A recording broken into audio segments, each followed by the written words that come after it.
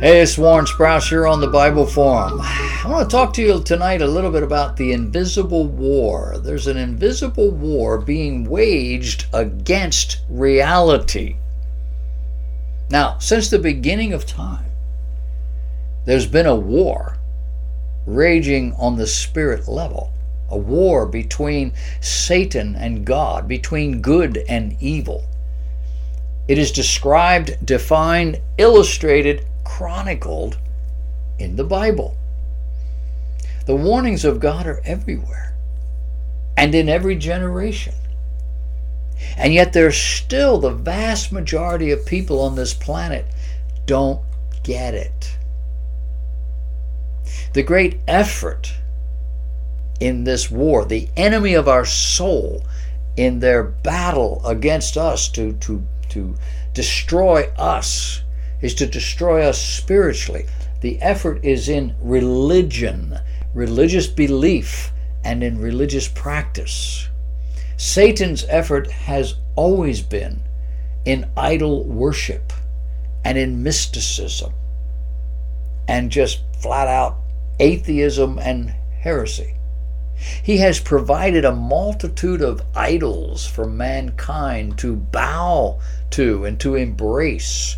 The idols of wealth or fame, popularity. These are the polite idols that we worship. But there have always also been human sacrifice. Today we call that abortion. Moral degradation. Today we call that LGBT. There's always been occultic domination. The occult, the worship of spirits, demons, which we are bringing into our churches. These are the more repulsive forms of worship, and they're all worshiping gods. Could be just the God of self, but it's there. And yet there are a multitude of religious forms operating somewhere in that middle ground. Not the truth and not the degradation. They're in the middle, just under the radar, masquerading as respectable and in some cases even Christian. The more overt forms are things like mindless meditation. Just take 15 minutes and go someplace and sit quietly with nothing else going on and just meditate. Just think about life or whatever you want. Just shut your mind off. Who tells you to shut your mind off? Not God. God tells you stay engaged. There are forces out there that want access to your mind. Allow someone to hypnotize you, and you are allowing someone else, another mind, to make a decision for you. They snap their fingers and you come out. And if they have given you a subliminal message, when you hear the bell ring, you'll bark like a dog and you won't even know why. So it's a parlor game. No, it's not. It's real. People overcome smoking that way and other habits. You shut your mind off and let someone else's mind tell you what to do. This is mindless meditation. Palmistry, seances, divination, astrology, exorcism, and in some cultures, ours as well, even human sacrifice. I read just this week a couple they found dead in Germany, I think it was. And they were into all this sort of thing and they end up killing themselves, each other. But there's always abortion. The sacrifice of a helpless child in order to provide a better, happier, more productive life for the one who offers it up. Offering it up to the gods of self. This is no different than the child sacrifices of Moloch in biblical times. These sacrifices were to guarantee health, wealth, safety, crops would be better. None of which seem possible to those who kill their unborn. But now we have occultic techniques in our churches. If you've ever seen what went on at Toronto Airport Vineyard Church in the 1990s, you have seen witchcraft in an unrestrained expression. It was called the Toronto Blessing. People were slain in the spirit. That's where it came from. Expressing their new condition with holy laughter, uncontrollable laughter, roaring like lions, crying, shrieking, writhing on the floor, speaking in uncontrolled gibberish, and generally acting as though they were inhabited by demons. The leadership called it Holy Spirit manifestations.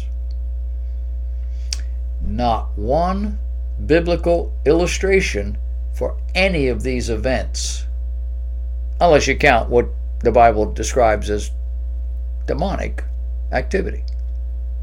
Sensual abandon, uncontrolled behavior was the hallmark of their God's presence in and around those who gave themselves over to it. This expression was then embraced in churches all over the country. We even had a vice presidential candidate who surrendered to this philosophy.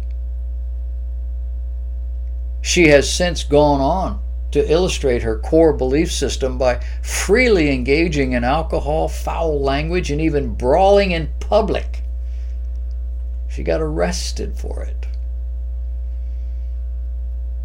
Now here's the question: can you give yourself to overt religious sensuality, occultism, spiritual error, and at the same time be indwelt by the Holy Spirit of God?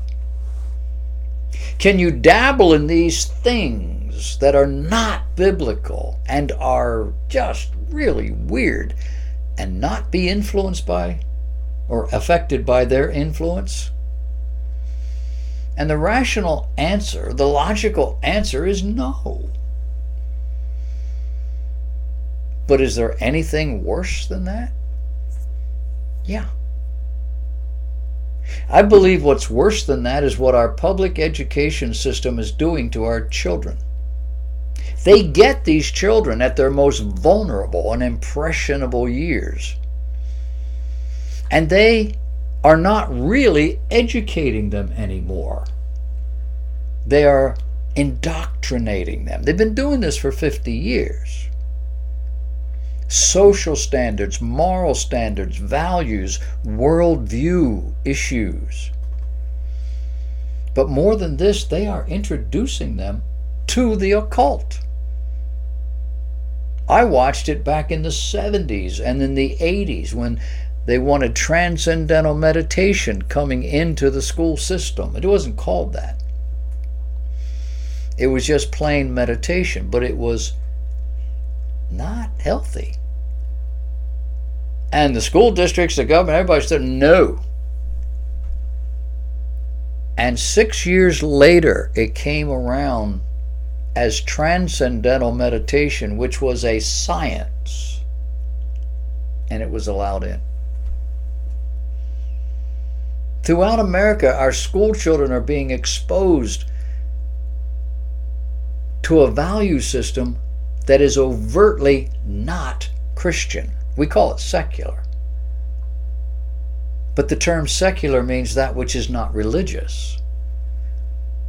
Except that it is. Because secularism finds no fault in the occult. It's only a religious system which seeks to elevate moral behavior that secularism despises. It's only a religious system that makes people better that they can't tolerate. We were worried when our government introduced secularism into our schools. They said, don't worry, we're only seeking religious neutrality. Well, today, Halloween and all things demonic are perfectly welcome in the school. And anything to do with Christianity in the Bible, out. That's simple. Thousands of public schools today are teaching mindfulness meditation and gender neutrality. Coupled with the effort to make them look like God sanctions all of this, Christians are falling in line with the world. What will the next generation look like? Our 10 to 16-year-olds now, when they're 30 and 40 years old, what will they look like? Well, we've already seen them. They're face down in their electronic Bibles, oblivious to all things objectively, historically right and wrong. They're now being influenced by media more than by their own family or church or certainly God. And they don't know much of anything that's important. And they don't vote. And they don't pray. And they don't care. And you don't see this as religion?